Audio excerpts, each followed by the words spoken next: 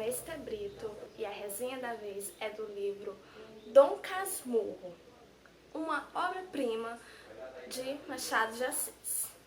Ele é narrado na primeira pessoa pelo personagem Bento Santiago. O ambiente do livro é no Rio de Janeiro, na época do Segundo Império. E o romance ele é considerado um romance impressionista ou realismo psicológico. E rola dentro da história uma dúvida: Bentinho foi ou não traído pelo seu amor Capitu? A história começa explicando o título do livro. Foi um apelido que Bentinho recebeu depois da velhice, por causa dos seus hábitos reclusos. O apelido de Casmurro, que este também é o título do livro, Dom Casmurro. Depois ele começa a narrar a história por meio de flashbacks, tipo lembranças fragmentadas da sua infância. Ele conta histórias desde a sua adolescência até a sua vida atual. Na adolescência, por volta dos seus 14, 15 anos, ele se apaixonou pela sua vizinha, amiga de infância, a garota Capitu. Porém, Bentinho descobriu que a sua mãe permanecia com a ideia de pôr ele no seminário. Da onde saiu essa ideia da mãe dele pôr ele no seminário?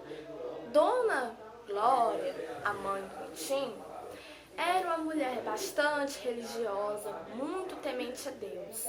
E ela fez uma promessa: quando seu filho viesse ao mundo, tivesse saúde, fosse um garoto esbelto e tudo mais, o colocaria no seminário. Ela, por sua vez, era viúva e morava com sua prima, a prima Justina, e o seu irmão, o tio Cosme.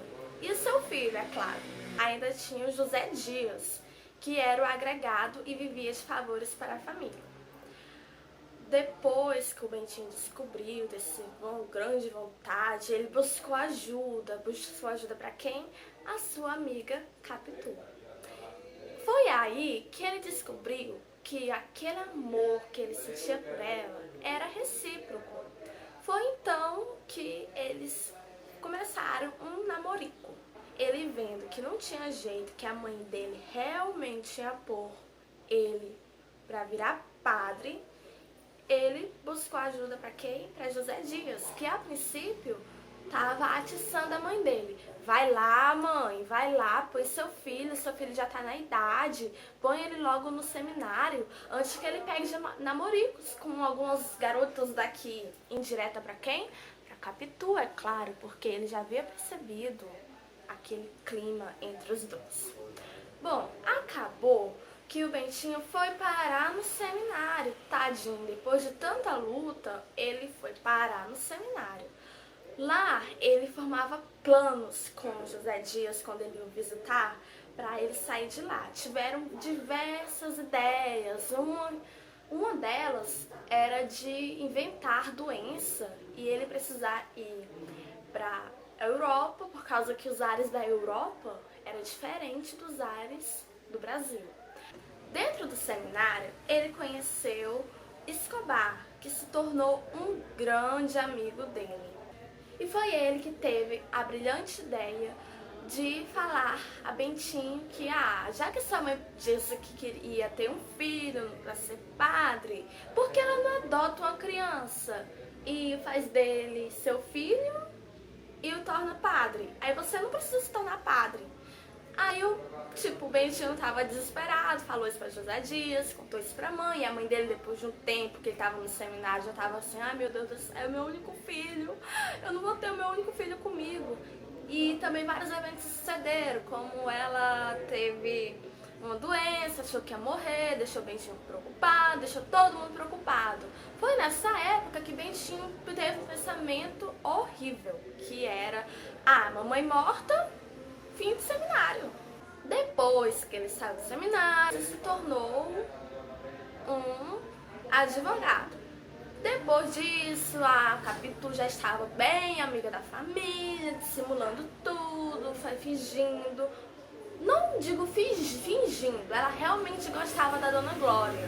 Só não tinha muita amizade com a prima Justina, que esta, por sua vez, falava mal de todo mundo. E o tio Cosme também era um pra nada, não tinha uma opinião muito formada sobre ela. Aliás, ele achava ela uma garota formosa, muito bem educada. De um tempo, o Bentinho conversou com sua mãe, viu que ela agradava a ideia de casar-se com o Capitu, então eles se casaram e foram morar na Rua da Glória. Nesse período de tempo, Escobar, anteriormente, já tinha se casado com a melhor amiga da Capitu, a Sanchinha, e teve uma filha. E qual o nome da filha? Capituzinha, em homenagem à amiga Capitu. Depois de um tempo de casado, Capitu e Bentinho, eles tinham um enorme desejo de ter um filho, até que tiveram. Aí, em homenagem ao amigo, botaram o nome do menino de Ezequiel. Até porque o nome de Escobar era Ezequiel Escobar.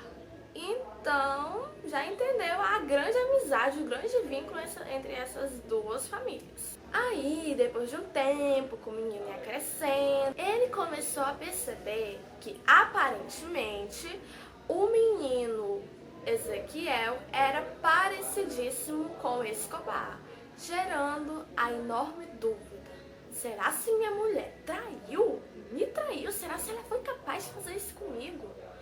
E depois de um tempo, ele foi acumulando esses pensamentos, foi sofrendo com isso, porque ele realmente acreditava que a mulher dele fora capaz de trair. E ele acaba tentando envenenar-se a princípio e depois ele toma uma ideia: ah, eu não vou me envenenar, eu vou envenenar esse moleque aí, porque ele não é meu sangue mesmo, ele não é meu filho. Vou fazer isso, mas não deu muito certo, levando o casal a se separar, infelizmente. Antecedendo isso, Escobar, que tinha como esporte nadar, acabou morrendo afogado, deixando a Sancha viúva e deixando a filha órfã de pai, né? Então eles se mudaram e, bom, se separaram.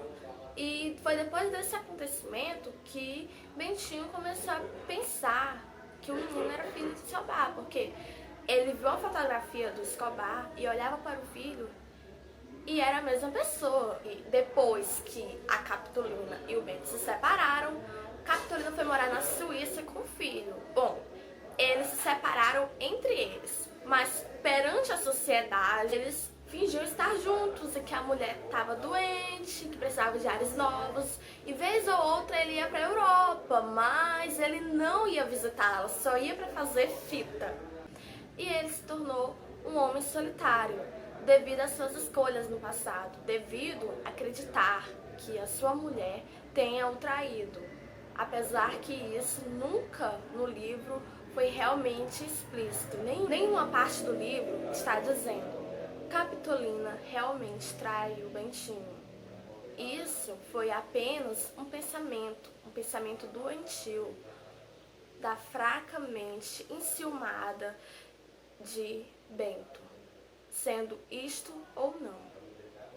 Muito obrigada, gente. Esse é o resumo, ou melhor, a história completa do livro Dom Casmurro. Espero que gostem e muito obrigada. Beijos!